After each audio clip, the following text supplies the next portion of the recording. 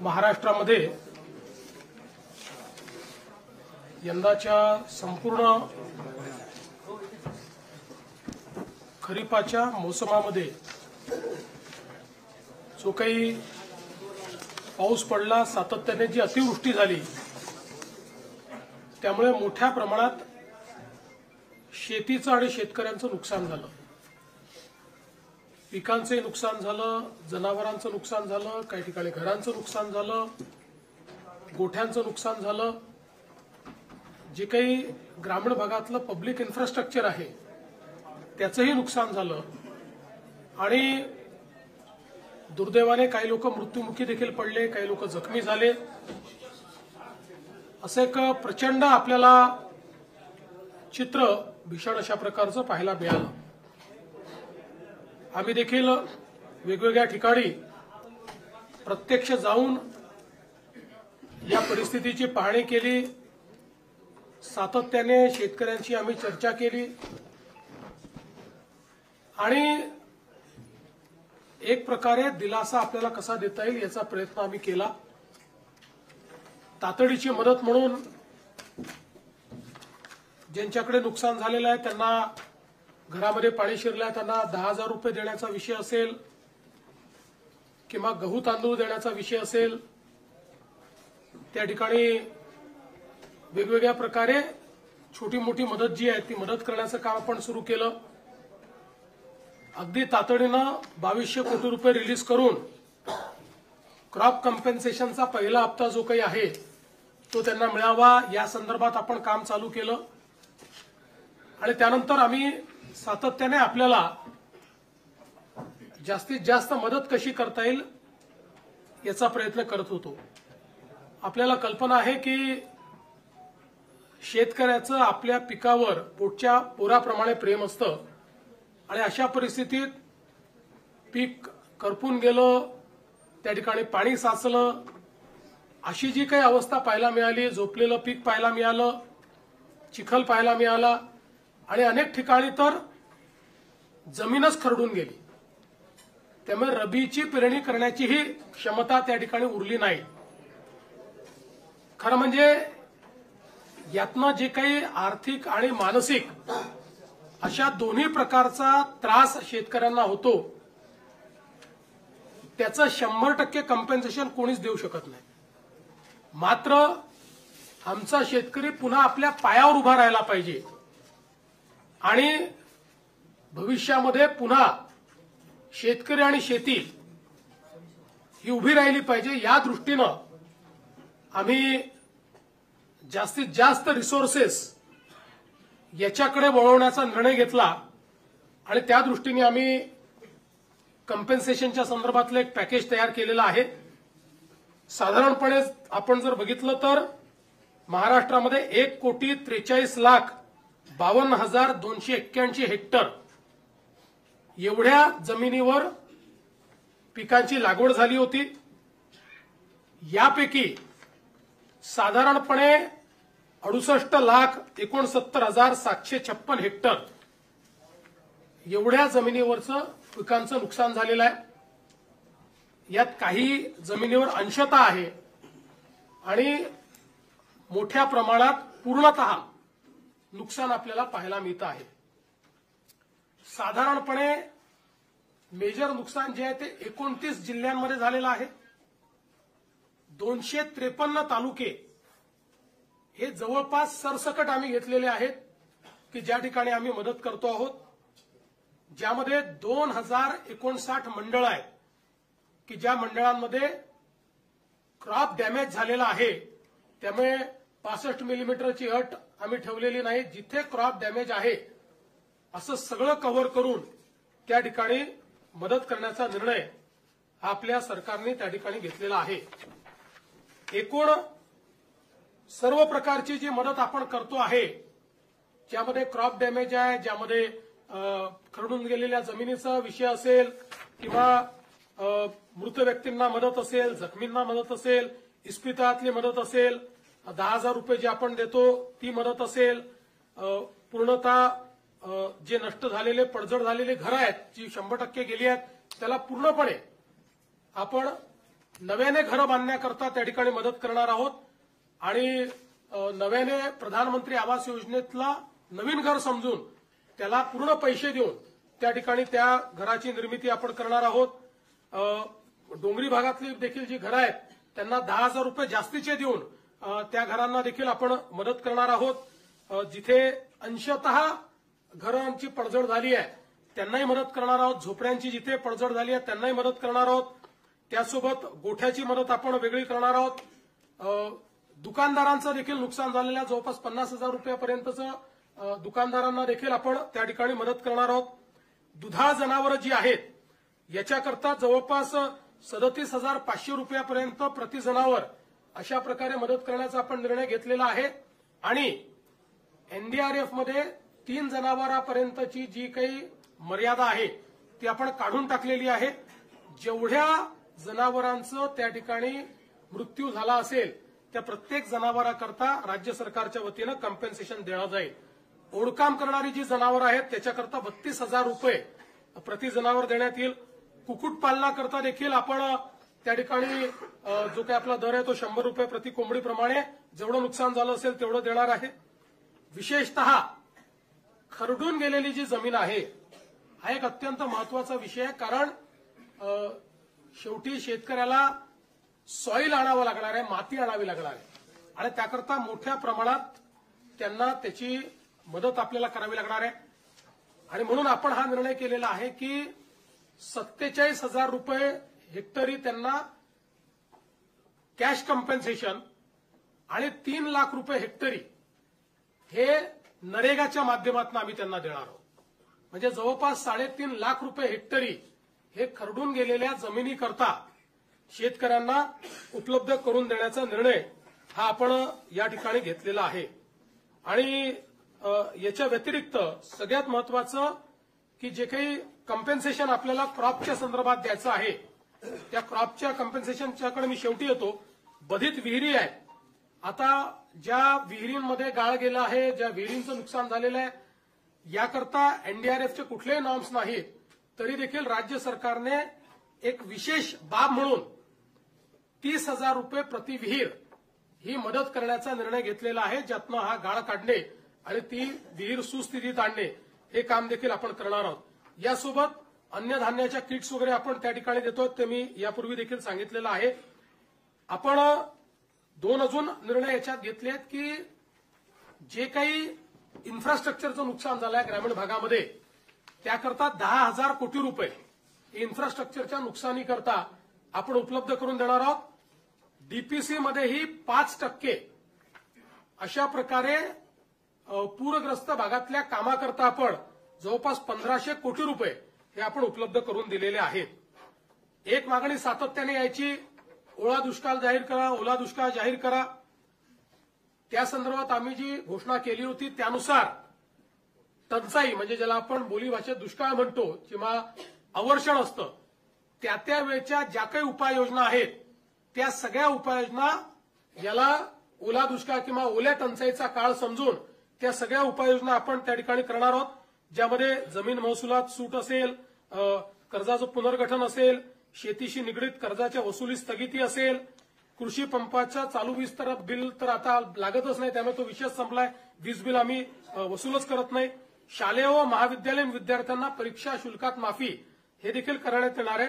आणि रोयो अंतर्गतच्या कामाच्या निकषात ज्या काही सुधारणा करायच्या त्या आपण करणार आहोत. आणि विशेषतः अतिवृष्टी व पूर परिस्थितीमध्ये हे जे काही तालुके आपण जाहीर केले आहेत तिथे शेतीच्या वीज पंपाची जी काही वीज जोडणी आहे ती त्या ठिकाणी अबाधित राहील.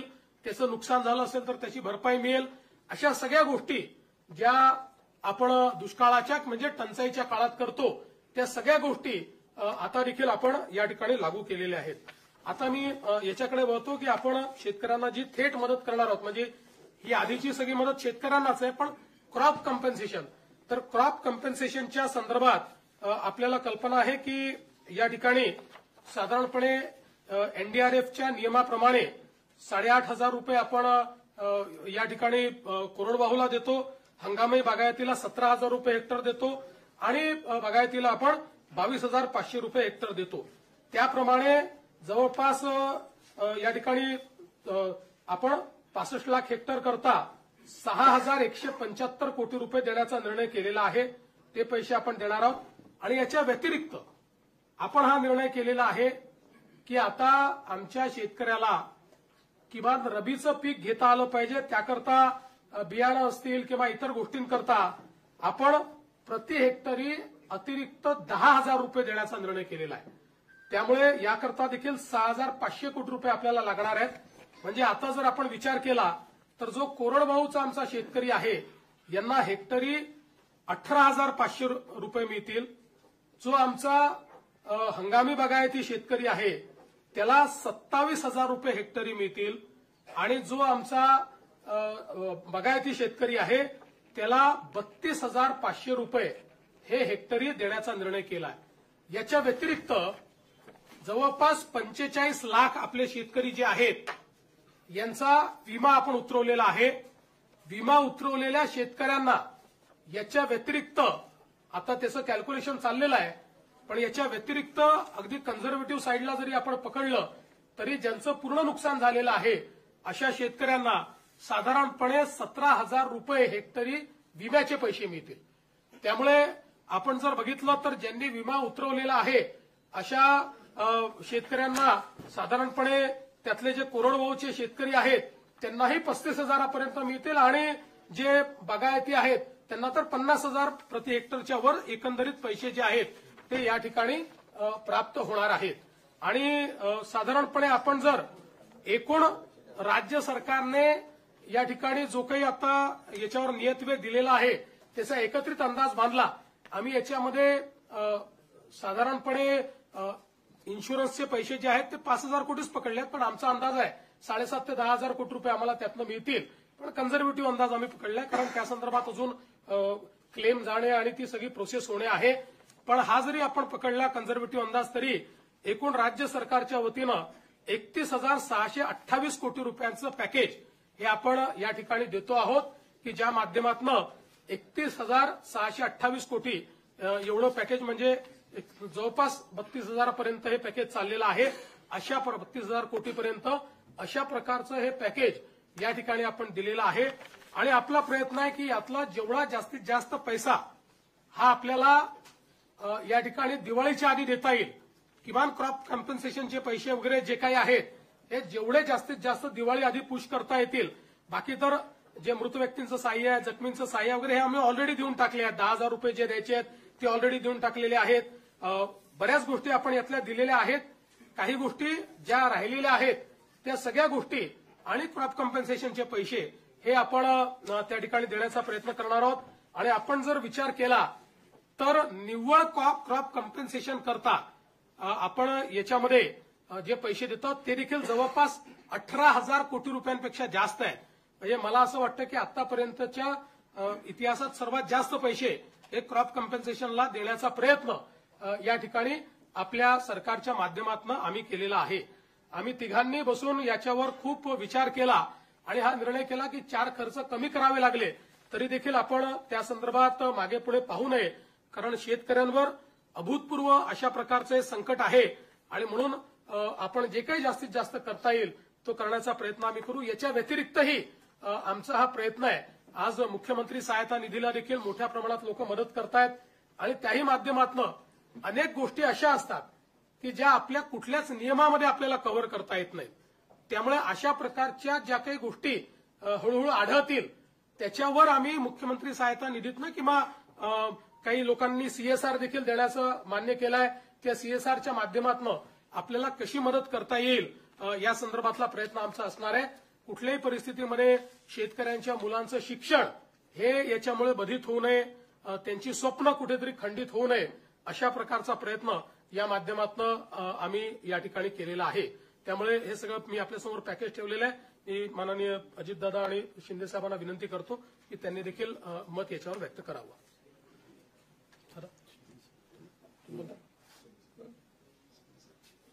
यामध्ये आता मुख्यमंत्री महोदयांनी सांगितलं त्याच्यात 2 हेक्टरच्या पुढे पण आम्ही निर्णय घेतलेला आहे 3 हेक्टर पर्यंतचा. त्याच्यामुळे काही शेतकऱ्यांच्या मनात अशी शंका येण्याची शक्यता आहे की आपल्याला 2 हेक्टर आणि तो वरचा सगळा भार राज्य सरकारने उचललेला आहे. कारण 2 हेक्टरपर्यंत एनडीआरएफ एसडीआरएफच्या संदर्भातले नॉर्म्स असतात. त्याच्यामुळे हे करत असताना अनेकांनी वेगवेगळ्या पद्धतीनं मागण्या केलेल्या आहेत. पण या सगळ्याच्या मध्ये कुठल्याही परिस्थितीत त्या शेतकऱ्याला उभं करायचंच असा निर्णय राज्य सरकारने घेऊन ह्या सगळ्या गोष्टी अंमलात आणण्याच्या करता आपण हे पॅकेज हे जाहीर केलेलं आहे.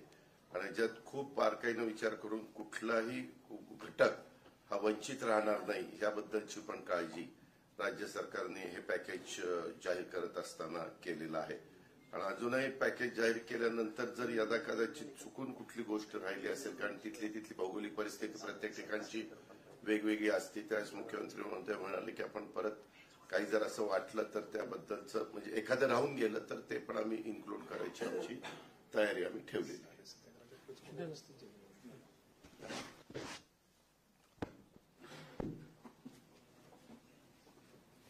यावर्षी अतिवृष्टीमध्ये 1 जून ते 30 सप्टेंबर पर्यंत अतिशय मोठं नुकसान शेतकऱ्यांचं झालं आणि प्रत्यक्ष संकट मोठं होतं.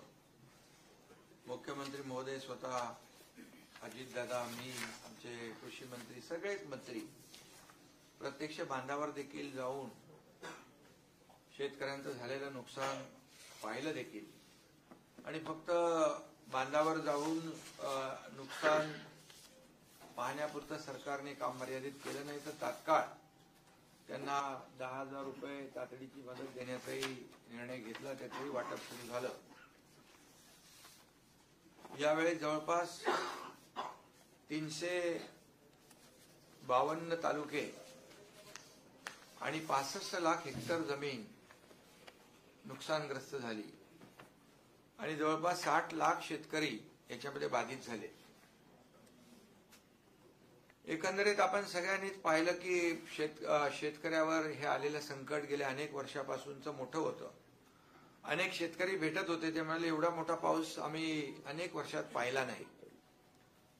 आणि म्हणूनच शेतकऱ्यांवर आलेला प्रसंग बाका होता, मोठा होता. आणि त्यामुळेच मुख्यमंत्री महोदय, मी, अजितदादा, आम्ही आमच्या या बाबतीमध्ये 2-3 बैठकाही झाल्या आणि शेतकऱ्याच्या मागे खंबीरपणे महायुतीचं सरकार नेहमी राहिलंय. आणि यावेळचं संकट मोठं पाहिल्यानंतर किती काही ओढाताण असली तरी काही लोक विरोधी पक्ष असतील की शेतकऱ्यांना एवढं पॅकेज द्या, तेवढं पॅकेज द्या. आणि हे सगळं करत असताना विरोधी पक्ष काय करतो, यापेक्षा शेतकऱ्यांच्या मागे उभं राहणं हे शासनाचं कर्तव्य आहे. आणि या कर्तव्य भावनेतूनच हे एक मोठी मदत, भरीव मदत मुख्यमंत्री महोदयाने अतिशय विस्तारपूर्ण त्याच्यामध्ये सांगितलेलं आहे. आणि 31,000 कोटीपेक्षा जास्तचं हे सगळी जी मदत आहे ती आपण त्याचा देण्याचा निर्णय घेतलाय. खरं म्हणजे यामध्ये उभी पिकं आडवी झाली होती, जमिनी खरडून गेल्या, काही नदीच्या प्रवाहामध्ये जमिनीच कापून गेल्या आणि त्याचबरोबर घरांची पडझड झाली, अंशतःही झाली, पूर्णताही झाली, पशुधन वाहून गेलं, काही जीवितहानी झाली. फार प्रचंड असं हे मोठं नुकसान यावेळेस आपण पाहिलेलं आहे.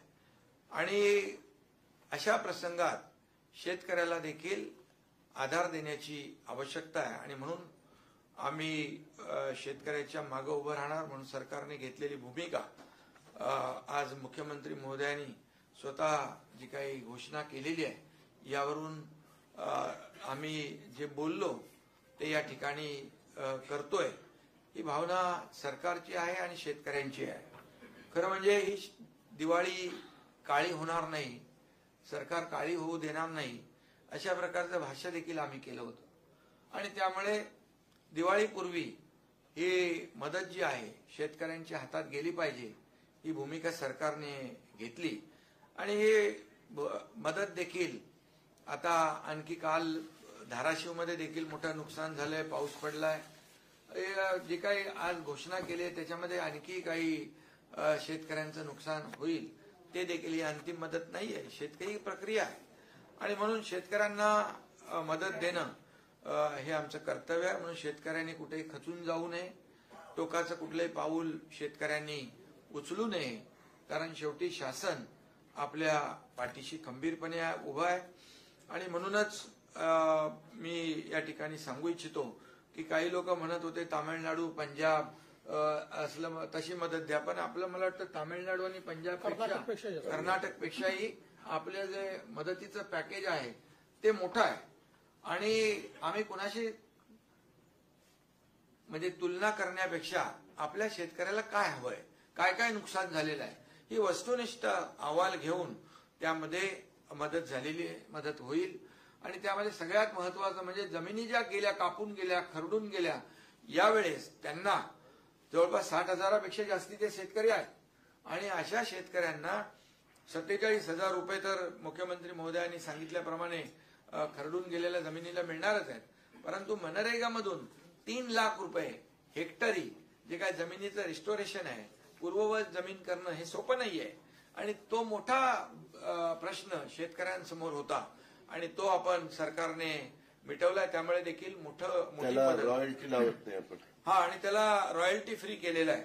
त्यामुळे या मदतीच्या पॅकेजमध्ये गाळ भरलेला आहे. तो देखील जो गाळ काढण्याचं काम त्याला देखील या सर्व मदतीची त्याला सहकार्य होणारच आहे. आणि यामध्ये 2 हेक्टरचं आपण 3 हेक्टर, काही लोक म्हणत होते की 2 हेक्टरची मर्यादा आहे, ती मर्यादा काढा. तर 3 हेक्टर आपण ऑलरेडी त्याची देखील मर्यादा वाढवलेली आहे. आणि यामध्ये जसं पीक विम्याचं देखील मुख्यमंत्री महोदय म्हणाले, ती देखील रक्कम यामध्ये ऍड होणार आहे. आणि मोठ्या प्रमाणावर यामध्ये शेतकऱ्यांना दिलासा मिळेल. शेतकरी वाऱ्यावर शेतकऱ्याला सोडणार नाही. आणि शेतकऱ्याला पुन्हा सक्षम करण्यासाठी जे जे काही उपाय करता येतील ते आम्ही करणार आहोत.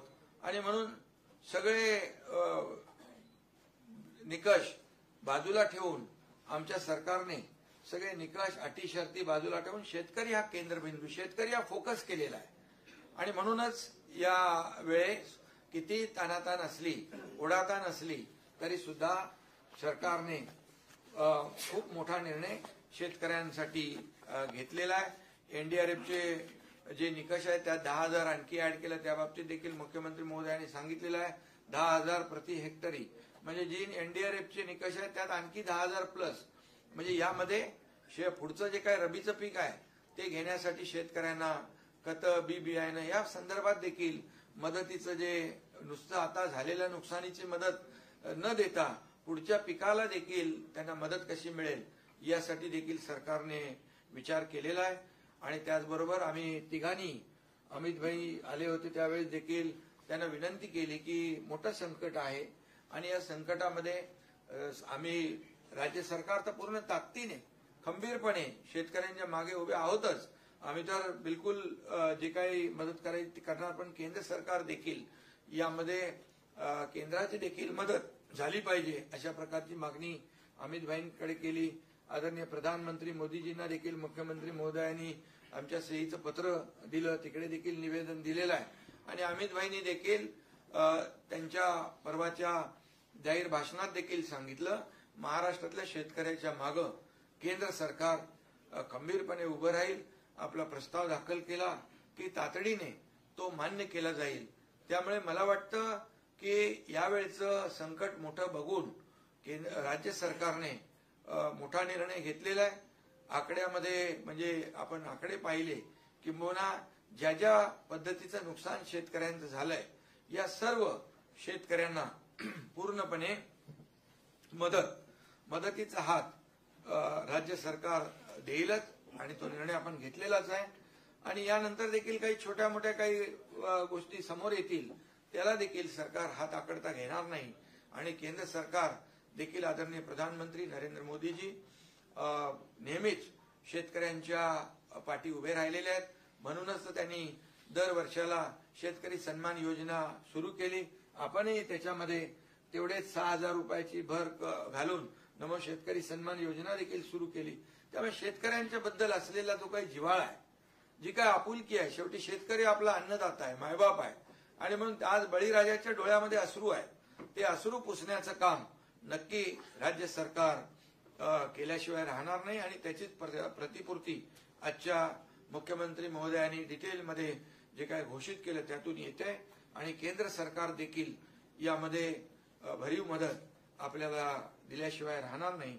त्यामुळे पूर्णपणे शेतकऱ्याच्या मागे आम्ही उभे राहू आणि शेतकऱ्याला मोठा दिलासा देऊ. पुन्हा एकदा मी सांगतो की शेतकऱ्यांनी कुठेही खचून जाऊ नये. सरकार आपल्या पाठीशी आहे. कुठलंही टोकाचं पाऊल उचलू नये अशा प्रकारची विनंती या ठिकाणी आम्ही शेतकऱ्यांना करतोय.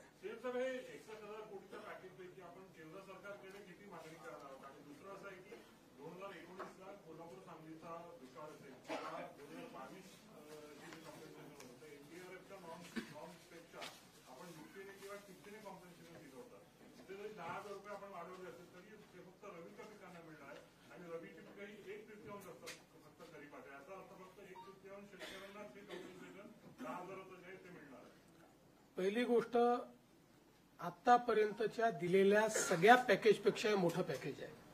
याचं कारण एनडीआरएफची त्या काळात जी काही रक्कम होती त्याच्यापेक्षा आता एनडीआरएफनेच रक्कम वाढवलेली आहे. दुसरं, रबीचं पीक घेतो की नाही घेत हा भेद न करता 100% शेतकऱ्यांना 10,000 रुपये हेक्टरी आम्ही देतो. कारण आमची अपेक्षा अशी आहे की जो रबीचं पीक घेत नव्हता तोही आता घेईल, कारण त्याचं खरीपाचं पीक हे वाया गेलेलं आहे. शेतकरी कधीच रिकामा बसत नाही. त्याच्यामुळे पाणी उपलब्ध आहे. ज्यांची जमीन खरडून गेलेली नाही असे जे शेतकरी आहेत ते रबीचं पीक घेऊ शकतात. त्यामुळे 100% शेतकऱ्यांना, जेवढे याच्यामध्ये बाधित शेतकरी आहे, 65 लाखाचा आकडा तो 68 लाखापर्यंत जाणार आहे, या सगळ्या शेतकऱ्यांना आम्ही हे 10,000 रुपये देतो.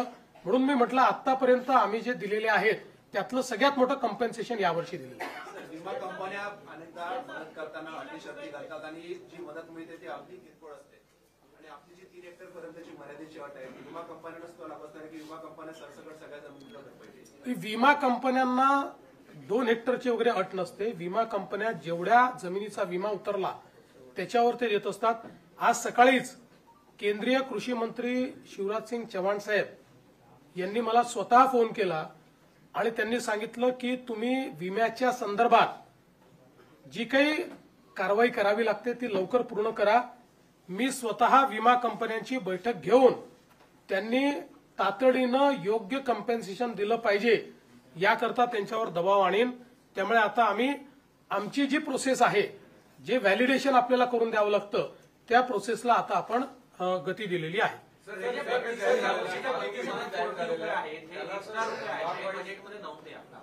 हे त्याच्यामुळे ऑलरेडी आपल्यावर आर्थिक ताण होता, हा अजून ताण वाढणार आहे. काल भुजबळ साहेब पण म्हणजे अनेक स्कीमला प्रॉब्लेम येतोय आधीच्या काही स्कीम्समुळे.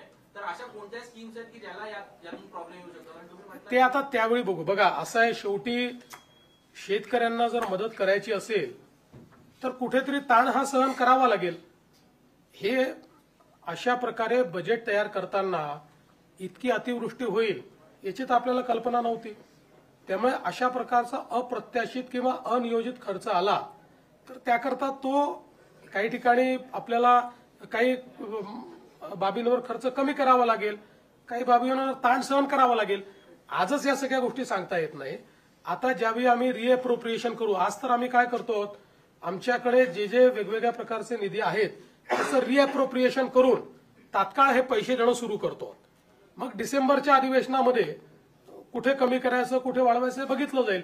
पहिलं प्रायोरिटी काय आहे, शेतकऱ्यांना मदत करणे, ती आम्ही करतो. सर, हा जो प्रस्ताव आहे, हा जो पॅकेज आहे सर, मराठवाड्यामध्ये खूप जास्त नुकसान झालेलं आहे. त्याच्या विभाग वाईज काय आकडा मिळेल का? आणि केंद्र सरकारकडे सर जो प्रस्ताव सादर करणार आहात तो कधी होणार? पहिलं तर विभागशा आत्ता याला देता येणार नाही, पण साधारण तुम्ही ठोक अंदाज घेतला तर परभणी, वाशिम, जालना आणि यवतमाळ हे जिल्हे असे आहेत की जिथे 50% जास्त नुकसान आहे. त्यानंतर छत्रपती संभाजीनगर आणि अहिल्यानगर हे 2 जिल्हे असे आहेत जिथे 75% जास्त नुकसान आहे. आणि लातूर, धाराशिव, नांदेड, बीड, हिंगोली आणि सोलापूर हे असे जिल्हे आहेत जिथे 80% 100% नुकसान आहे. त्यामुळे या जिल्ह्यांना सर्वाधिक मदत मिळेल. अशा म्हणजे जेवढं जिथे नुकसान झालेलं आहे त्यानुसार ती मदत मिळेल. शरद पवार परत म्हणतायत की शेतकऱ्यांकडून इनडायरेक्टली वसुली केली जाईल. या बाबतीत जो नफ्यातल्या बाबतीत बोलला तर कारखानदाराकडून त्या बाबतीत बोलतायत. काय नेमकं त्याच्यामध्ये आहे आणि याबद्दल पुनर्विचार करावा असं देखील ते बोलतायत. पहिली गोष्ट तर 5 रुपयाचा विचार केला, कारखान्यांनी 5 रुपयाच्या हिशोबाने दिले, एकूण किती पैसे मिळतात? 50 कोटी रुपये. आमचं पॅकेज आहे 31,000 कोटी रुपयाचं. त्यामुळे केवळ त्या कारखान्यांना जाणीव असावी एवढ्यापुरतं आम्ही त्यांना ही विनंती केली आहे. आता आपल्याला कल्पना आहे की FRP कॅल्क्युलेट करण्याची एक पद्धत आहे. शेतकऱ्यांना काय मिळते? FRP मिळते. ती FRP कॅल्क्युलेट करण्याची पद्धत आहे. त्या पद्धतीने जी FRP कॅल्क्युलेट होईल ती शेतकऱ्यांना द्यावीच लागेल. त्याच्यातनं एकही पैसा कट करता येणार नाही. त्याच्या व्यतिरिक्तही पैसे त्यांना द्यायचे आहेत. त्याच्यामुळे अर्थातच नफ्यातनंही पैसे द्यायचे आहेत. आज जर राज्य सरकार त्या ठिकाणी या सगळ्या कारखान्यांना अडचणीत आले तर कर्ज देतं, बिनव्याजी कर्ज देतं, कर्जामध्ये सूट देतं, इथेनॉल करता पैसे देतं, कोजेन करता पैसे देतं, कोजेनमध्ये शॉर्टफॉल आला तर त्याला पैसे देतं, त्यांची मार्जिन आली तर त्याला पैसे देतं. अशा परिस्थितीमध्ये शेतकऱ्यांवर त्या ठिकाणी अशा प्रकारचं काही समजा एखादं संकट आलं तर त्याच्यात मदत करायला हरकत काय? आणि साधारणपणे 200 कारखाने आपल्याकडे गाळप हंगामात असतात. कारखाने जास्त आहेत. याचा हिशोब लावला तर 25 लाख रुपये देखील एखाद्या कारखान्याला येत नाही. पण मी त्याच्या पलीकडे जाऊन सांगतो, अनेक कारखाने असे आहेत की जे आम्हाला 1-1 कोटी रुपये देत आहेत स्वतःहून समोरून येऊन. त्यांना ती सामाजिक जाणीव आहे. कोणी 75 लाख देत आहे, कोणी 1 कोटी देत आहे. त्यामुळे कुठेही शेतकऱ्यांवर याचा बोजा नाही. कारखान्यांनाही सामाजिक बांधिलकी समजली पाहिजे, एवढंच याच्या पाठीमागचं आमचं म्हणणं आहे.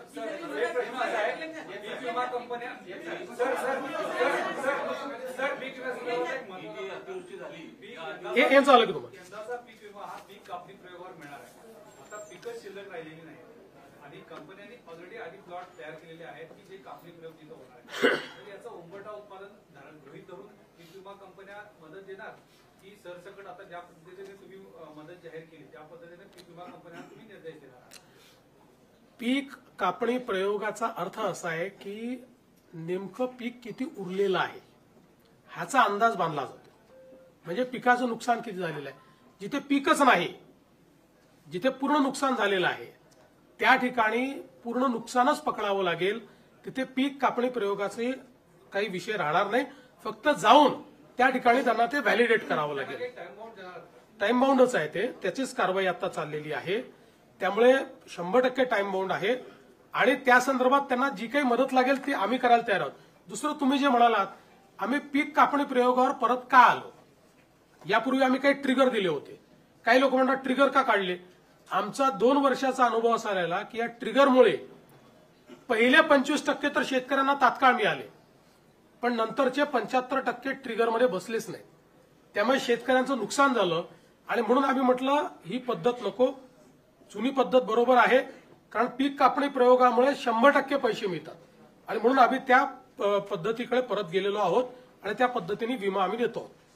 आपण वर्षानुवर्ष जे नद्यांचे गळे दाबले आणि अतिक्रमण त्या नद्यांवर झाले त्याचा एक मोठा परिणाम आपल्याला परवाच्या अतिवृष्टीमध्ये आणि त्यातून आलेल्या महापुरामध्ये दिसून आलेला आहे. सरकार आता हे कॉम्पेन्सेशन देताना दीर्घकालीन उपाययोजना काय विचार करत आहे? कारण की जे नद्यांचे गळे दाबले गेले, अतिक्रमण झाले, त्यातून हे सगळे मोठ्या प्रमाणात निर्माण झालेले आहे. तुमचं म्हणणं अतिशय योग्य आहे. केवळ नद्याच नाही, नाले जे आहेत ते अधिक महत्वाचे आहेत. नाल्यांवरच्या अतिक्रमणामुळे आज विशेषतः मोठ्या प्रमाणात पाणी जमा होणं, शहरांमध्ये पाणी शिरणं, हे जे नुकसान होणं आहे ते नाल्यांच्या, कारण ते नॅचरल फ्लोचे सगळे त्या वाहिन्या आहेत आणि म्हणून निश्चितपणे या संदर्भात एक दीर्घकालीन उपाययोजना आपण करण्याचा विचार करतो. प्रस्ताव कधीपर्यंत जाईल? केंद्राचा प्रस्ताव हा एक मोठं फॉर्मॅट असतं, त्या फॉर्मॅटमध्ये तो तयार करावा लागतो. आपण आपलं कम्पेन्सेशन जेव्हा घोषित करतो त्यावेळेस आपण अनेक वेळा नजर आणेवारीवर देखील तो करू शकतो, त्याला काही अडचण नसते. पण केंद्राकडे पूर्ण फॅक्ट अँड फिगर्स जावं लागतं. त्यामुळे त्या संदर्भातली कारवाई आमची चाललेली आहे. प्रस्ताव केंद्राला एकदाच पाठवता येतो, तो परत रिवाईज नाही करतायत. म्हणून थोडा उशीर झाला तरी सगळ्या फॅक्ट्स अँड फिगर सहित आपलं योग्य कॉम्पेन्सेशन मागता आलं पाहिजे. त्या दृष्टीने आम्ही तो तयार करतो आहोत. त्याची एक प्रोसेस आहे, तो गेल्यानंतर त्यांची टीम येते. त्यामुळे पण जसं मी यापूर्वी देखील सांगितलं की त्याकरता आम्ही थांबणार नाही आहोत, कारण ते रिएम्बर्समेंट आहे. त्यामुळे आम्ही खर्च केला म्हणजे आता केंद्र देणार नाही असं नाहीये. आम्ही खर्च केला तर ते पैसे केंद्र रिप्लेस करून देतं. जसं आताही एनडीआरएफ मध्ये आपल्याला 3-4 हजार कोटी रुपये ऍडव्हान्स मध्ये दिले होते, ते आता आपल्याला खर्च करता येतात त्याच्यामध्ये. म्हणजे त्याच्यात ते ऍडव्हान्स मध्ये आपल्याला वर्षाच्या सुरुवातीलाच मिळतात. तसं याच्यामध्ये केंद्राच्या प्रस्तावाकरता ते अडणार काही नाही. आम्ही पैसे खर्च करू, केंद्राची सगळी प्रक्रिया आम्ही पूर्ण करू, त्यातनं जास्तीत जास्त कॉम्पेन्सेशन मिळवायचा प्रयत्न करू.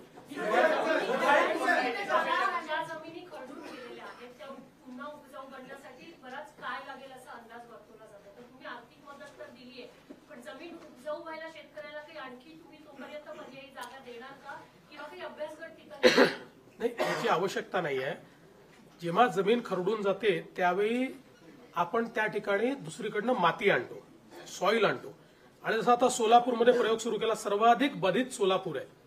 तर या ठिकाणी जो धरणांमध्ये गाळ वाहून आलेला आहे, हा गाळच उपसा करून तो शेतकऱ्याच्या शेतीमध्ये नेऊन टाकायचा. त्याकरता उपस्याला पैसे लागतात, त्याकरता ट्रान्सपोर्टला पैसे लागतात, ते सगळे लेबरचे पैसे लागतात, ते आम्ही उपलब्ध करून देतोय. आणि हा जो गाळ आहे हा इतका उपजाऊ असतो, म्हणजे अनेक वेळा अशा प्रकारचा आपण मागच्या काळामध्ये गाळमुक्त धरण, गाळयुक्त शिवार योजना केली. तर जेव्हा अशा प्रकारचा गाळ आणून आपण शेतीमध्ये टाकतो त्यावेळी आपल्याला जे वेगवेगळी खतं त्या ठिकाणी किंवा रासायनिक खतं यूज करावी लागतात, त्याचा उपयोग अगदी मिनिमम होतो आणि कदाचित पहिल्या वर्षी तर तो करावाही लागत नाही, म्हणजे कमीत कमी करावा लागतो. त्यामुळे ही अतिशय उपजाऊ अशा प्रकारची ती जमीन त्या ठिकाणी तयार होते. म्हणून वेगाने हे काम करता यावं म्हणूनच 2 भाग केलेले आहेत. याच्यातला जवळपास 47,000 रुपये कॅश कॉम्पेन्सेशन आहे आणि 3 लाख रुपये नरेगातले.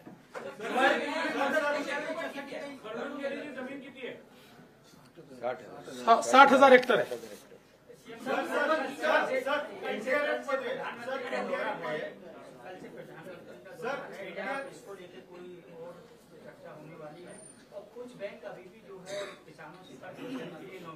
असं आहे की एखाद दुसरी बँक काहीतरी करते, पण त्याचा अर्थ संपूर्ण राज्यात होत आहे असं जे चित्र निर्माण केलं होतं हे चुकीचं आहे. मध्ये त्या धाराशिवच्या एखाद्या बँकेने केलं असेल त्यांना आपण योग्य प्रकारे सांगतो, कारण शेवटी सगळीकडेच काही विचित्र लोक असतात, पण याचा अर्थ सगळीकडे होतं असं नाहीये.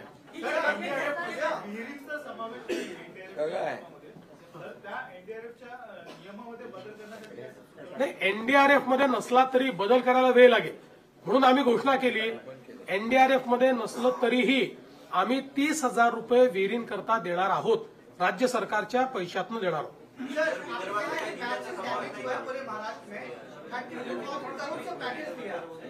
सर, अगर किसानों को और भी ज्यादा जरूरत पड़ेगी तो आपकी सरकार देगी या फिर केंद्र सरकार की मांग करेंगे कि ज्यादा नुकसान किसानों को भरपाई हो?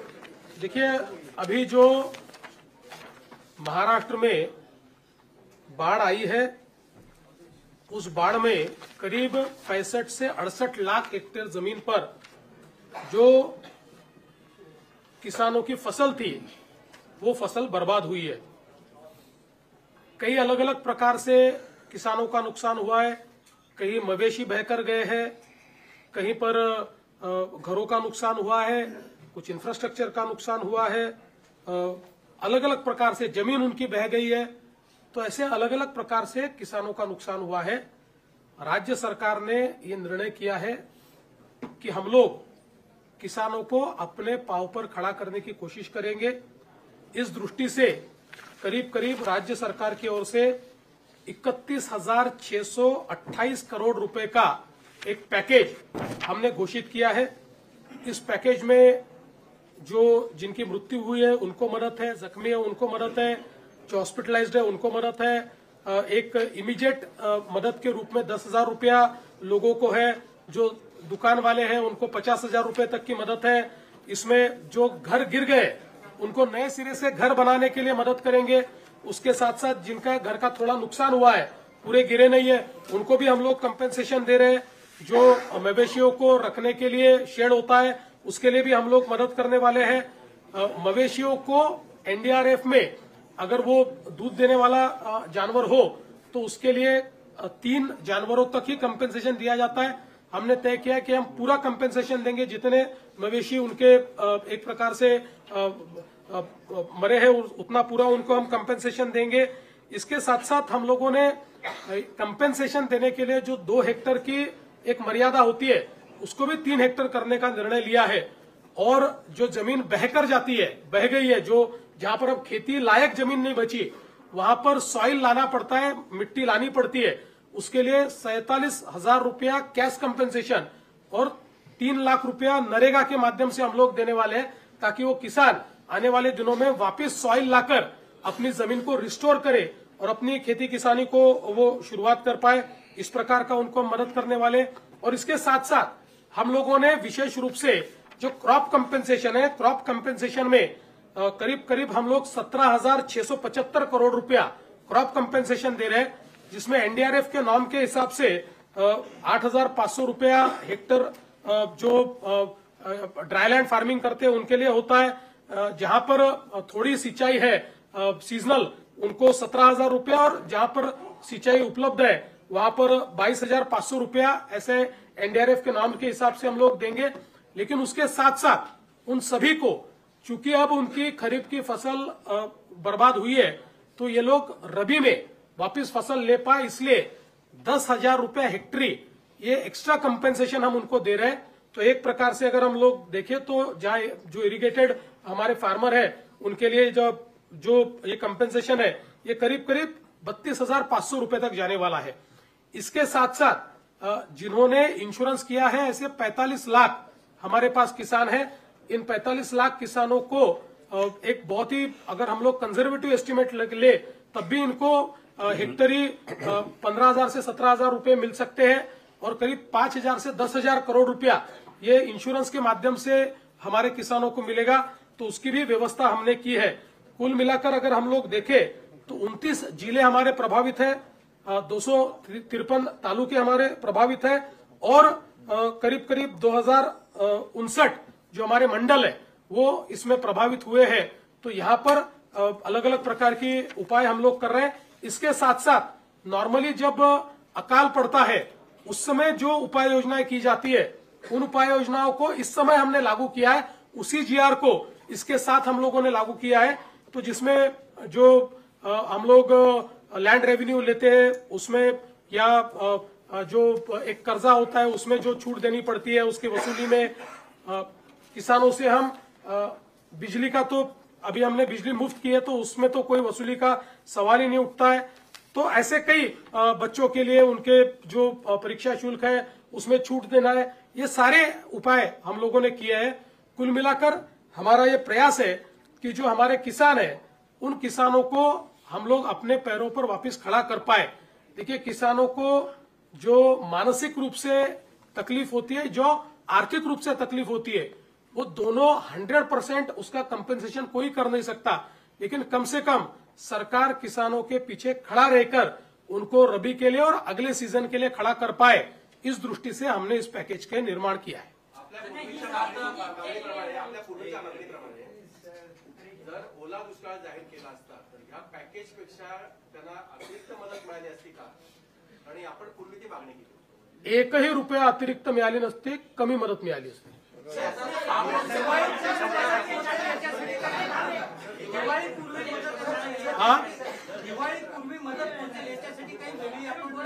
प्रयत्न चालू केला आहे ऑलरेडी। आम्ही त्याची व्यवस्था आपल्या वित्त विभागाने केलेली आहे। आम्ही यावेळेस एक वेळेकरता केवायसीचे नॉर्म्स देखील आम्ही त्या ठिकाणी रद्द केलेले आहेत। ऍग्रीज टॅक्सचा जो डेटा आपल्याकडे आहे तोच डेटा प्रमाण मानून त्या खात्यांमध्ये आम्ही पैसे देणं सुरू केलं। प्रत्यक्षात शेतकऱ्यांपर्यंत किती प्रमाणात आणि किती वेळात पोहोचते याचं मॉनिटरिंग करण्यासाठी तुम्ही एखादी विशेष यंत्रणा निर्माण करा। आता जी काही मदत जाते ही थेट खात्यांमध्ये जाते, त्यामुळे ही पूर्णपणे इलेक्ट्रॉनिकली ट्रॅक होते, याचा संपूर्ण हिशोब असतो। त्याच्यामुळे फक्त 10,000 रुपये जे आपण सुरुवातीचे देतो, जे ज्यांच्या घरात पाणी घुसलंय तेच कॅश कंपेन्सेशन असतं, ते खात्यात देतो, पण खात्यात नसेल तर कॅश देतो। बाकी सगळी आपण जी आता मदत करतो ही सगळी इलेक्ट्रॉनिकली डिजिटली खात्यामध्येच करतो आहोत, त्याच्यामुळे त्याचं पूर्ण ट्रॅकिंग होणार आहे.